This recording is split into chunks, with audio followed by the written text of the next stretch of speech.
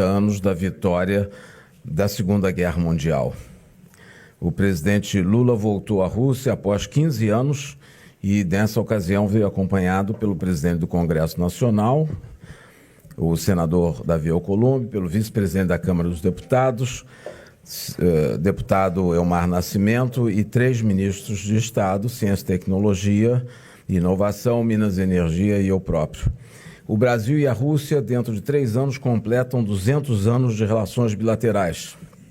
É uma relação importante, tradicional e ancorada na busca de benefícios mútuos e em posições comuns no plano multilateral. Nós temos uma parceria estratégica desde 2002. O presidente Lula, na manhã de ontem, acompanhou a parada militar pela celebração dos 80 anos do fim da Segunda Guerra e, na parte da tarde, teve uma reunião de trabalho com o presidente Putin. Nesse encontro de trabalho, trataram do estado do relacionamento bilateral, da cooperação em fóruns multilaterais, como o BRICS, o G20 e as Nações Unidas. O comércio bilateral é muito importante, como os senhores sabem, é mais de 12 bilhões de dólares no ano passado. Há um intercâmbio muito robusto e importante com fertilizantes e também energia, importante para a área agrícola, para o desempenho do setor agrícola brasileiro. No encontro com o presidente Putin, o presidente Lula explorou diversas formas de ampliar e diversificar esse comércio, inclusive à luz das oportunidades que se abrem hoje em razão da reorganização dos fluxos de comércio internacional. O Brasil e a Rússia mantêm também uma importante cooperação em matéria de ciência e tecnologia, o que contribui para o desenvolvimento industrial, científico e tecnológico brasileiro. Há oportunidades de cooperação nas áreas de energia nuclear, exploração do espaço, educação, entre outros. Na permanência aqui em Moscou, a ministra da Ciência e Tecnologia e Inovação, ministra Luciana Santos, assinou um memorando de entendimento sobre cooperação em ciência, tecnologia e inovação e outro sobre fortalecimento da cooperação no campo da pesquisa científica básica e aplicada. Ainda nesse ano, planejamos receber uma delegação russa para a realização da 12ª reunião da Comissão de Alto Nível Bilateral, a CAN, principal mecanismo de coordenação bilateral presidida pelos vice-presidentes de ambos os países e que não se reúne desde 2015. O Brasil e Rússia são parceiros em defesa do multilateralismo, tratamos da cooperação no âmbito do BRICS e das 6 prioridades da presidência brasileira nesse ano no BRICS, que é saúde global, comércio, investimento e finanças, mudança do clima, governança da inteligência artificial, reforma da arquitetura multilateral e da paz e desenvolvimento institucional. Cumprimentamos também a Rússia pela presidência, que foi muito bem sucedida, do grupo BRICS no ano passado, que elevou consideravelmente o perfil do grupo. Agora, no Brasil, realizamos a primeira reunião de ministros das relações exteriores do BRICS ampliado, agora com 11 membros permanentes e 7 parceiros de diálogo. E, portanto, tratamos também das perspectivas da paz no conflito da Ucrânia. O Brasil colocou-se à disposição para auxiliar no que for de interesse de ambas as partes para contribuir com a construção da paz, inclusive por meio do Grupo de Amigos da Paz, conduzido e criado pelo Brasil e a China no âmbito das Nações Unidas, que reúne países do Sul Global. Essa, portanto, é uma visão geral desse dia e meio de visita do presidente Lula à Rússia. Deixo, então, o púlpito para o presidente. Então, vocês nem bateram palma para o ministro que acabou de falar. Olha, primeiro, é sempre prazeroso quando a gente termina a viagem num país, a gente poder conversar com a imprensa brasileira para discutir alguns interesses que são interesses brasileiros e interesses geopolíticos. A primeira coisa é que eu recebi aqui ontem uma notícia que me deixou extremamente feliz, que foi os dados do IBGE sobre o crescimento da renda e a queda da desigualdade. Eu venho dizendo para vocês no Brasil de que nós plantamos muitas coisas nos 2 primeiros anos de mandato, depois do processo de reconstrução, e que 2005 seria o ano em que a gente iria começar a colher tudo aquilo que foi plantado. E essa primeira pesquisa do IBGE mostra que nós estávamos no caminho certo, na medida de combater a fome, combater a pobreza, a desigualdade e aumentar o nível de renda do povo brasileiro. Todos os indicadores são extremamente positivos do ponto de vista da escalada de conquistas sociais no Brasil. Isso é muito bom, porque vocês sabem que eu sonho que um dia o Brasil será um país com um padrão de classe média, sabe, para todo o povo brasileiro. É esse sonho que eu carrego quando eu penso em fazer política de distribuição de renda. A segunda coisa que vocês devem estar inquietos para perguntar é a questão da Previdência Social. Graças a Deus, a CGU e a nossa Polícia Federal, num processo de investigação com muita inteligência, sem nenhum alarde, conseguiram desmontar uma quadrilha que estava montada desde 2019 nesse país. Tem entidades sérias no meio que certamente não cometeram nenhum crime, e tem entidades que foram criadas para cometer crime. Esse é um assunto que eu evito comentar, porque é um assunto que está na mão da Polícia Federal, está na mão da Advocacia Geral da União, está na mão da Controladoria Geral da República e está na mão da Justiça. O que eu posso dizer para vocês escreverem para o povo brasileiro é que as vítimas não serão prejudicadas. Quem vai ser prejudicado são aqueles que um dia ousaram explorar o aposentado e o pensionista brasileiro, criando entidades e fazendo promessas, sabe, possivelmente nunca cumpridas para esse povo. A terceira coisa importante é que a minha viagem à Rússia, ela se deve a 3 fatos importantes. Primeiro, porque a Rússia é um bom parceiro comercial.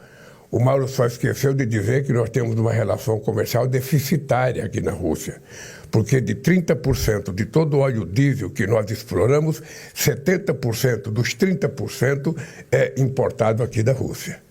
Portanto, nós temos um déficit comercial. Nesse fluxo de praticamente 12 bilhões, nós temos quase 11 bilhões de déficit comercial.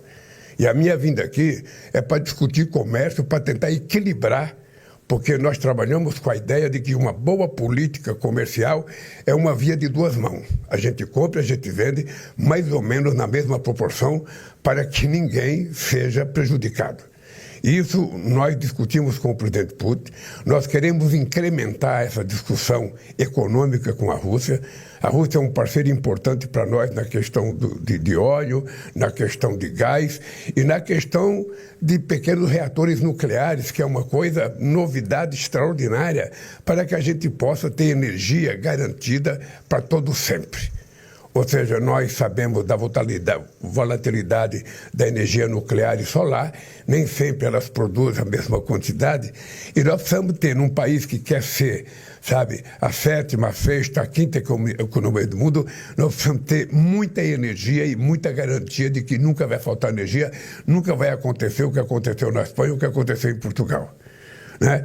E, além do mais, porque o Brasil tem o sistema energético brasileiro, ele é integrado. Possivelmente seja um dos poucos do mundo que a gente vem. Agora só falta a gente interligar Roraima e o Brasil será um país totalmente integrado. Se precisar levar energia do Iapoque ao Chuí, a gente leva com muita facilidade, coisa que não aconteceu no Brasil quando teve o apagão em 2001, porque a gente tinha excesso de energia no sul e estava faltando energia na outra parte e não tinha linha de transmissão.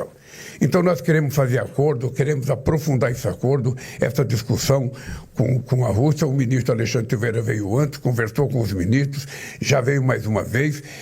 Nós convidamos eles para ir ao Brasil para conhecer, a empresa dele já esteve no Brasil, e também nós temos a ideia de aumentar a nossa pesquisa e exploração dos minerais críticos, porque só se fala nisso agora e nós achamos que o Brasil não pode jogar fora nenhuma oportunidade. A oportunidade da transição energética, a oportunidade dessa transição climática, a oportunidade desses minérios críticos, minerais críticos que todo mundo tanto fala e que o Brasil tem muito, porque apenas 30% do nosso território já foi pesquisado, ainda falta muita coisa para pesquisar, e nós queremos construir parceria com todos os países do mundo que têm expertise, para que a gente possa tirar proveito para que o Brasil se transforme numa grande economia.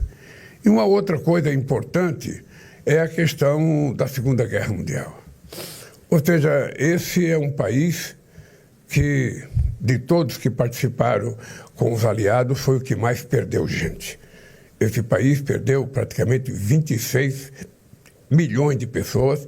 Esse país chegou um momento em que a população, a juventude, praticamente estava dizimada pela Segunda Guerra Mundial.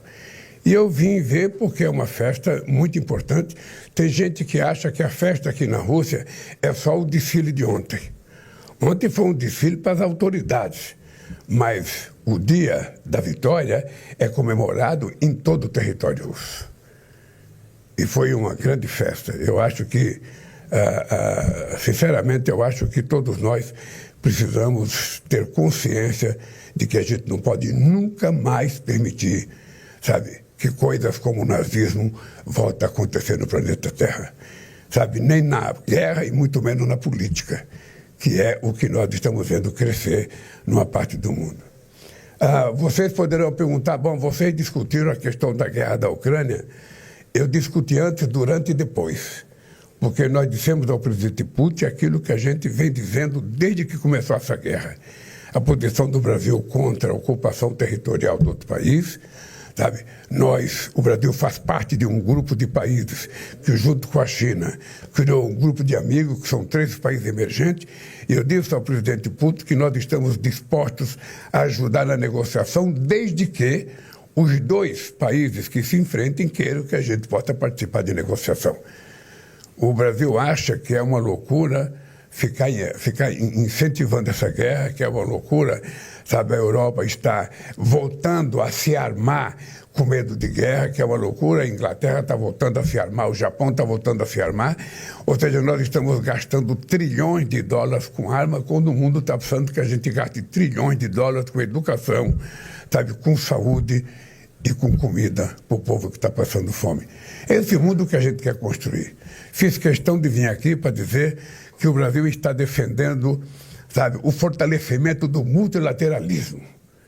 Não é possível, sabe, que a gente não tenha aprendido uma lição com a importância do que foi o multilateralismo depois da Segunda Guerra Mundial. Ou seja, humanizou o comércio entre os países, entre as nações. Querer voltar à teoria do protecionismo não interessa a ninguém, a não ser quem propôs a ideia. Porque o que nós queremos é um comércio mais flexível, mais justo, em que a gente possa, inclusive, fazer políticas de favorecimento dos países menores, dos países mais pobres. Discutir isso também com o presidente Putin, vou discutir amanhã com o presidente Xi Jinping, e isso vai fazer parte da discussão que nós queremos fazer no nosso querido BRICS, sabe, em julho no Brasil. Por isso eu volto feliz, sabe, com o que está acontecendo no Brasil, volto feliz com as conversas que nós estamos fazendo com os países, porque nós queremos fortalecer o processo democrático no mundo, o processo negocial no mundo. Eu tive a chance de participar praticamente numa última reunião importante do OMC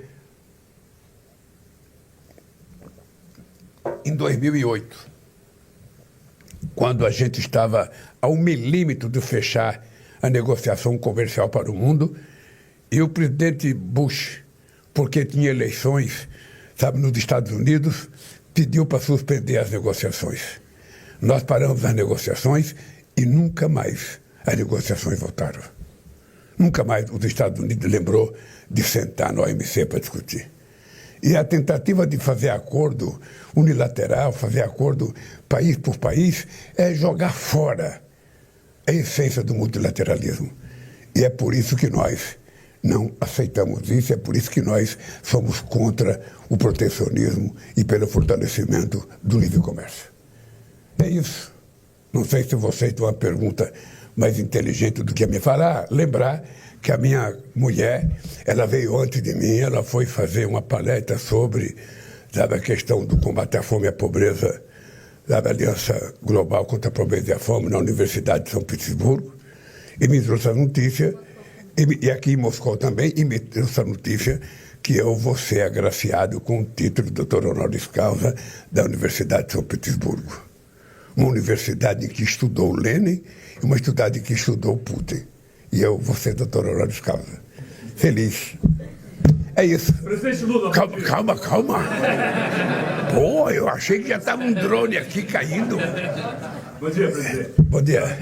Há poucos dias, cerca de 15 dias, o secretário de Defesa dos Estados Unidos apresentou ou reafirmou uma visão do presidente Trump de que os Estados Unidos precisam retomar o controle de seu quintal, disse ele, se referindo à América Latina, à América Central e à América do Sul. Quero saber qual é a sua avaliação dessa ideia que tem o governo Trump de que a América Latina é quintal dos Estados Unidos. Olha, eu não diria o governo Trump. Eu diria que há muito tempo, muita gente pensou que o Brasil era o quintal dos Estados Unidos. E o Brasil não é quintal, o Brasil é um país livre e soberano, com interesse soberano do seu povo, e que a gente quer tratar com muito respeito os Estados Unidos, porque temos 200 anos de relações diplomáticas e queremos ser tratados com muito respeito. O Brasil não quer ser melhor do que ninguém, mas o Brasil não aceita ser pior do que ninguém. O Brasil, no mínimo, quer ser tratado em igualdade de condições. Então, o Brasil quer ser tratado com muito respeito. Sabe? Nós temos um país muito grande, um país com 213 milhões de habitantes, um país com um povo muito generoso, mas um país com um povo que ama o seu país. Portanto, o Brasil não será quintal de ninguém, de nenhum país, de nenhum continente. O Brasil será quintal do Brasil. Um país livre e soberano. Presidente, uma questão importante relacionada ao evento aqui. O senhor falou várias vezes da importância do evento, 80 anos, da lembrança da guerra. Mas para muitos países europeus, e não só para a imprensa europeia, isso aqui foi uma peça de propaganda política do Vladimir Putin. O senhor acha que o senhor contesta essa afirmação? E não há um custo de imagem diplomático e de imagem pessoal até que o senhor se coloca e se dispõe a ser um negociador em relação à Ucrânia. E muita gente diz que essa participação no evento o descredenciaria como negociador justamente por estar muito voltado para um lado.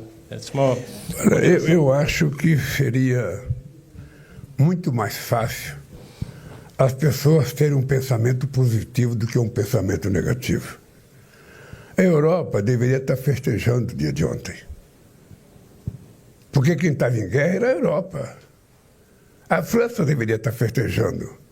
A Alemanha deveria estar festejando o dia de ontem, porque graças ao que aconteceu em 1945, o nazismo que estava tomando conta da Alemanha foi derrotado. Então a Europa inteira deveria estar fazendo festa ontem. O dia da vitória contra o nazismo. Ou seja, eu não vejo qual é a crítica que se possa fazer, sabe, de um país que perdeu 26 milhões de jovens. Fazer a comemoração que foi feita. Eu não vejo porque, sabe, eu acho que o Brasil fez. E acho que a Itália vai fazer. Eu acho que é importante fazer, olha, exploração política. Se tudo for exploração política, você não pode fazer nada. A posição do Brasil, ela é muito, mas muito, muito sólida. Ou seja, independente de eu ter vindo aqui, independente de eu ir à China, independente de eu ir à Argentina, independente de eu ir a qualquer país, a nossa posição continua a mesma com aquilo que a gente pensa sobre a guerra da Ucrânia. Nós queremos paz. E discutimos ontem com o presidente Putin que nós queremos paz. E que é importante a paz. É importante a paz para a Rússia, é importante para a Ucrânia, é importante para os Estados Unidos, é importante para a União Europeia, que não vai gastar dinheiro em arma. Eu estou reivindicando, desde que eu fui presidente em 2003, vamos gastar dinheiro para combater a fome. São 733 milhões de pessoas que não têm o que comer todo dia. Entretanto, todos os países vão voltar a gastar dinheiro. Eu não sei se é verdade, mas eu vi na imprensa que a Europa vai gastar 800 bilhões de dólares se armando, quando deveria estar gastando metade disso para a gente dar comida para quem está com fome. Então, eu penso que as pessoas precisam pensar de forma positiva, as pessoas precisam ser menos egoístas do ponto de vista do seu pensamento. Olha, então, se o Brasil fizer uma festa no Brasil sobre qualquer coisa, está explorando politicamente. Se eu for num baile de carnaval, está sendo explorado politicamente. É pequenez pensar assim, sinceramente, é pequenez pensar assim. Presidente Vladimir Neto, da TV Globo. Primeiro, eu queria lhe perguntar como é que o senhor vê a ausência de outros líderes de democracias ocidentais no desfile do dia da vitória de ontem. E também como é que o senhor responde às críticas de que a visita à Rússia demonstra parcialidade em relação ao conflito com a Ucrânia. Eu sinceramente, quero dizer para vocês que o discurso do Brasil vai continuar exatamente o mesmo. Nós trabalhamos, queremos e torcemos para que essa guerra acabe. E essa guerra só pode acabar se os dois quiserem. Se um só quiser, não vai acabar. Sabe? Então, eu vou continuar trabalhando. Os grupos de amigos do documento que China e Brasil assinaram continua intacto. Sabe? Se eu discutir com o Putin a questão da paz, eu vou discutir com o Xi Jinping a questão da paz, eu vou discutir com a França a questão da paz. Porque a única coisa que interessa nesse momento é discutir a volta à normalidade no mundo. Não é só aqui, é em faixa de Gaza também. Não é faixa de Gaza. Aqui 2 estados estão em guerra. Na faixa de Gaza é um genocídio de um exército muito bem preparado contra mulheres e crianças, a pretexto de matar terroristas. Sabe? Já houve caso de explodir o hospital e não ter um terrorista, só tinha mulher e criança. Então, sabe, é por isso que o Brasil continua defendendo o fortalecimento da ONU e a renovação do Conselho de Segurança da ONU com a entrada de novos países. É por isso que o Brasil quer participar como membro permanente. É por isso que o Brasil acha que a Índia tem que estar presente, a Alemanha tem que estar presente, o Japão tem que estar presente, sabe, vários países africanos têm que estar presentes, outros países latino-americanos têm que estar presentes, para que a gente possa dar força à existência da ONU, que em 1948 teve força para criar o Estado de Israel e que não tem agora força sequer para manter paz no terreno, sabe, em que estão morando os palestinos. Esse é o dado concreto. E esse é o comportamento do Brasil. A minha vinda aqui não muda 1 milímetro o que a gente pensa sobre a paz e o que nós queremos sobre a paz. Vamos continuar, sabe, querendo a paz. E vamos continuar conversando com todas as pessoas que queiram conversar. Presidente, bom dia. Luiz Fara Monteiro, da TV Record. Eu queria saber se, em relação à Previdência, se o senhor tomou alguma decisão de pedir para que se acelere o ressarcimento daquilo que foi cobrado a mais, daquilo que foi desviado dos cofres públicos e dos pensionistas, e se o senhor avalia que houve um desgaste político grande para o governo, pela análise que se faz de que o governo demorou a tomar alguma providência a partir do momento que as primeiras denúncias foram feitas. Olha, veja, deixa eu te dizer uma coisa. Devolver ou não vai depender de você constatar a quantidade de pessoas que foi enganada. A quantidade de pessoas que teve o seu nome numa lista sem que ele tivesse assinado. Porque aqueles que assinaram, sabe, autorizaram. Então, o que nós queremos, e é por isso que tem a crítica que da demora, é porque, veja, você poderia ter feito uma pirotecnia, sabe, e não ter apurado. Como a gente quer apurar com muita seriedade, tanto a CGU como a Polícia Federal foram a fundo na exploração para chegar no coração da quadrilha. Se tivesse feito um carnaval há 1 ano atrás, possivelmente tivesse parado no carnaval. como acontece em todas as denúncias. Você faz um show de pirotecnia numa semana, na outra semana sai da pirotecnia e esquece. Não, nós resolvemos desmontar uma quadrilha que foi criada em 2019. É importante saber, uma quadrilha que foi criada em 2019. E vocês sabem quem governava o Brasil em 2019. Vocês sabem que era ministro da Previdência em 2019. Vocês sabem que era chefe da Casa Civil em 2019. A gente poderia ter feito um show de pirotecnia. Mas a gente não quer uma manchete de jornal. A gente quer apurar. A gente quer apurar e aquelas entidades que roubaram vão ter seus bens, sabe? Vão ter seus bens congelados. Nós vamos, desses bens, sabe, repatriar o dinheiro para que a gente possa pagar as pessoas. Ora, se a gente não tiver competência de retirar o dinheiro das entidades, obviamente que é importante dizer, e precisa só ter cuidado, não foi dinheiro dos cofres públicos. Foi dinheiro do salário dos aposentados. O que eu acho mais grave, não foi dinheiro dos cofres públicos. Esse dinheiro estava no bolso do aposentado quando alguém pediu para descontar do salário dele. Então o crime foi um assalto a aposentados, aposentadas e pensionistas desse país. Eles não foram no cofre do INSS, eles foram no bolso do povo. É isso que nos deixa mais revoltados. E é por isso que nós vamos a fundo para saber quem é quem nesse jogo. E se tinha alguém do governo passado envolvido nisso. É isso que nós vamos fazer. E eu não tenho pressa. O que eu quero é que a gente consiga apurar para apresentar ao povo brasileiro a verdade e somente a verdade. Porque eu não estou atrás de um show de pirotecnia.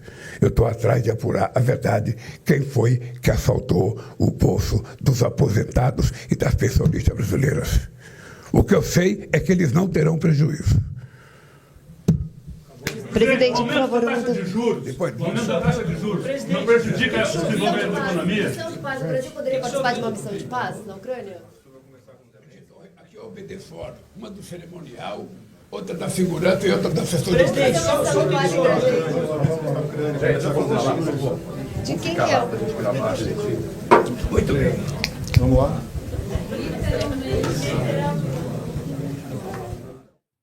É isso, você conferiu conosco, o presidente Lula conversou com jornalistas, fez um resumo da visita a Moscou, na Rússia.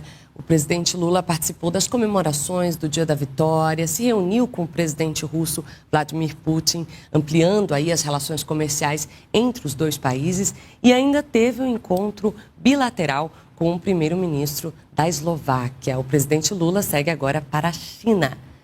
Outras informações...